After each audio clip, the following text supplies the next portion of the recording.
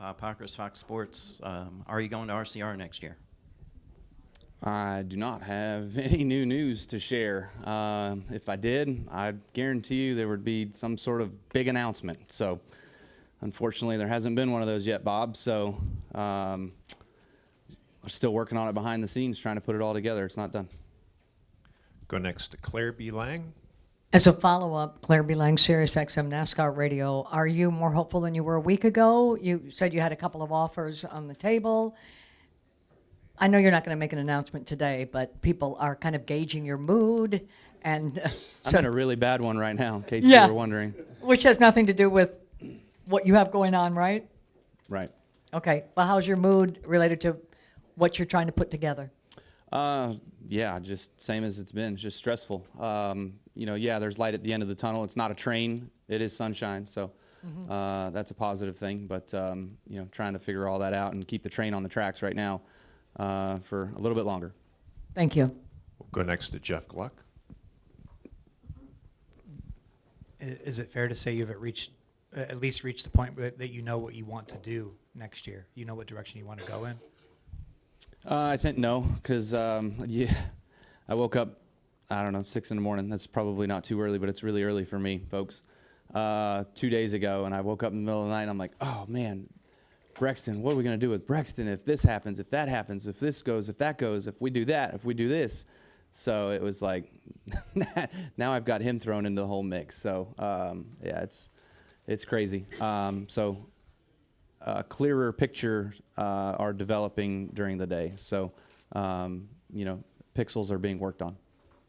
We'll go next to Dustin, then the Lee. Dustin Long, NBC Sports. You have talked about, among the many things that have been circulating in your mind is KBM.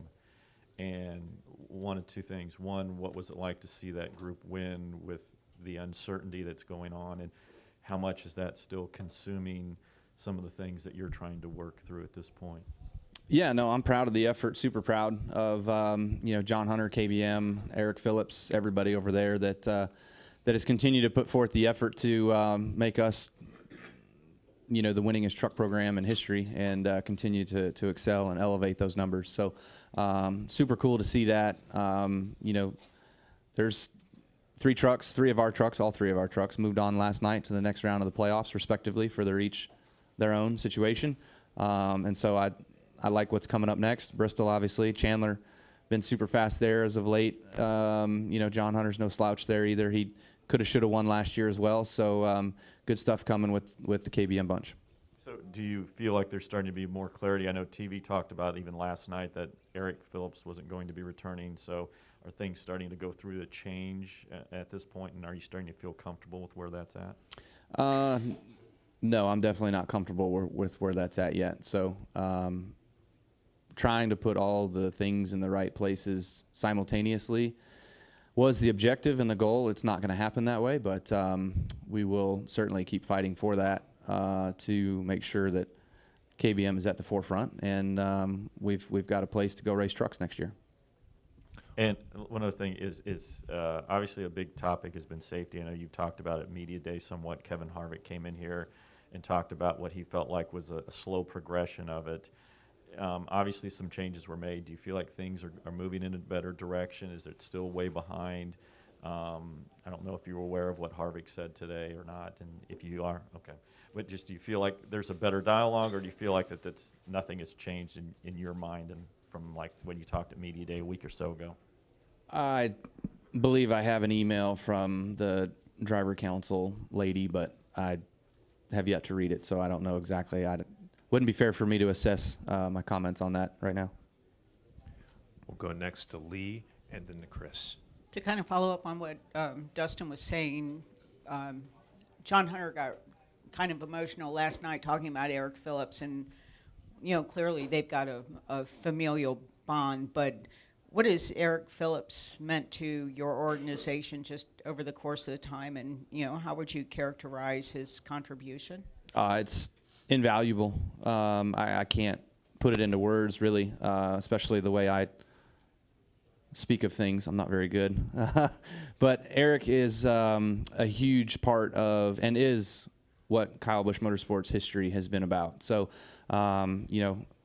first guy I probably got was Greg Passon, my buddy of mine who's worked at KBM since the inception, worked with me at Billy Ballou, but past him was Rick Wren, and then Eric Phillips was number 2, you know what I mean? So, or 3 if you look at it that way. But yeah, I mean, he's been a huge inspiration to everything that we've done there, and he's a racer's racer.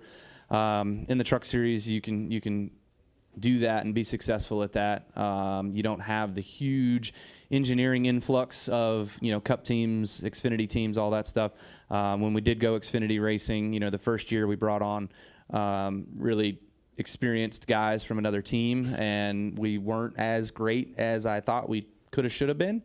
Kurt won. I finished second, I think, 6 times or something that year. So, but Eric then took over the reins of that the next year, and I thought they ran very respectable for what they had to endure and deal with. And then he went on to go do his own things at JGR for a few years, and then came back for the 2-year stint with John Hunter. So that was always kind of the understanding between he and I, was the John Hunter piece.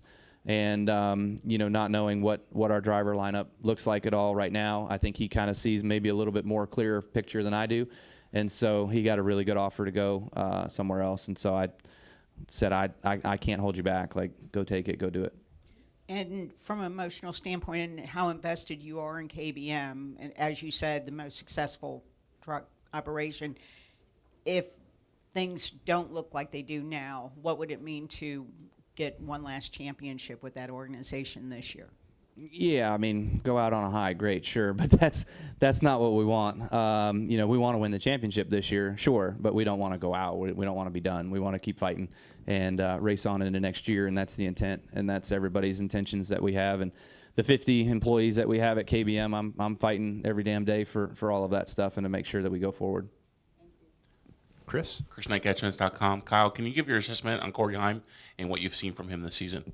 Yeah, I mean, Corey's done a really good job. Won early, was fast, had a lot of good results, better results, arguably, than maybe I did in the 51. So, I would say that last couple maybe not as good as I would have hoped, but I think that him carrying on and being smart and being smooth and just doing the job he needs to do for us with the 51 to keep it eligible all the way to Phoenix. If we have 3 trucks eligible for an owner's championship at Phoenix, I mean, that's I'll feel a lot like Joe did in 2019. It's ours to lose. So, looking forward to those guys carrying that on and with good momentum. Caleb? Caleb Vessel, SpeedwayDigest.com. Kyle, what are your thoughts going to North Wilkesboro next year for the All-Star race?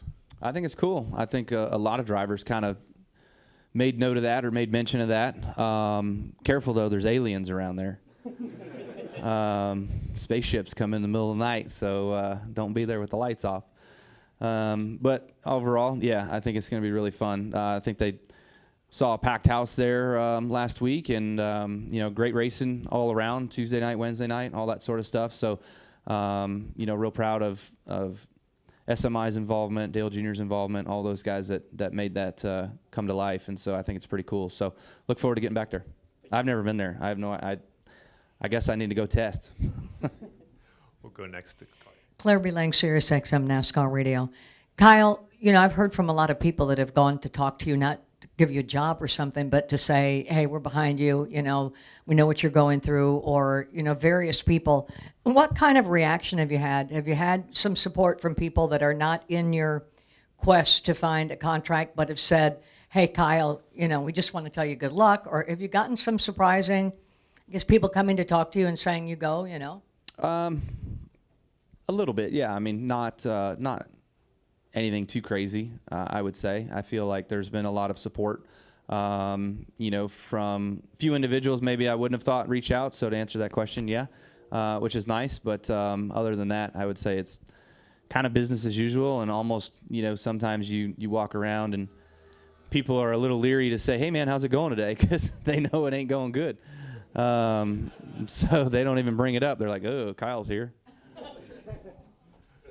Jeff. Since RCR is at least an option on one you're considered, how did you even get to the point with Childress where you could consider driving for him after the moment here 11 years ago, the hold my watch thing? Like, how did you guys get to this point where you could even be civil, I guess? Who's to say he hasn't punched me again in any of these conversations? Whenever you go into negotiations, it's never fun, so you're duking the whole time. So, yeah, no, I think you grow up and you work through things and you talk it over. Really, it was fine the first time I sat down with him. Everything was okay, and biggest thing about it was just having the opportunity to kind of put that behind us. No different than going on the Dale Jr. download and talking about 2008 and crashing at Richmond. You know what I mean? So just you get through it and you talk about it, and life moves on. Go next to Bob, and then we'll finish with Justin. Bob Pockris, Fox Sports. Do you know what happened with the engine last week? And do you know whether, are there any concerns this weekend that the same issue could occur?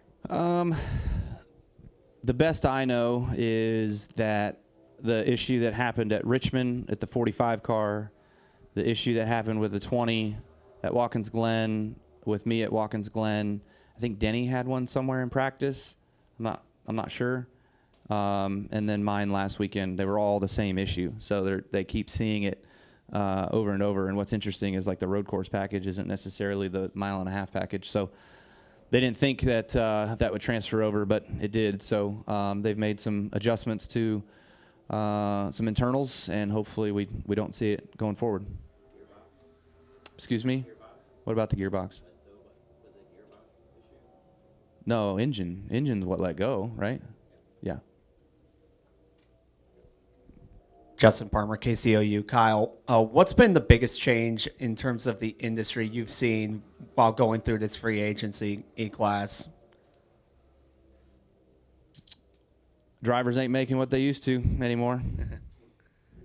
It's fact. I was fortunate enough to be in a really, really, really good spot for a long time and had good leverage there to, get paid very well. And, anytime you look at other opportunities out there that, they can only go so far and they can only do so much. And they don't know you and you haven't spent the time there, fast forward 15 years from now, wherever the hell I go, will I have a better chance of negotiating a better deal than my current one or whatnot? Then I would agree that that's probably a good assessment. Well, Kyle, thanks for taking the time to join us, and good luck this weekend. I wouldn't have missed it for the world.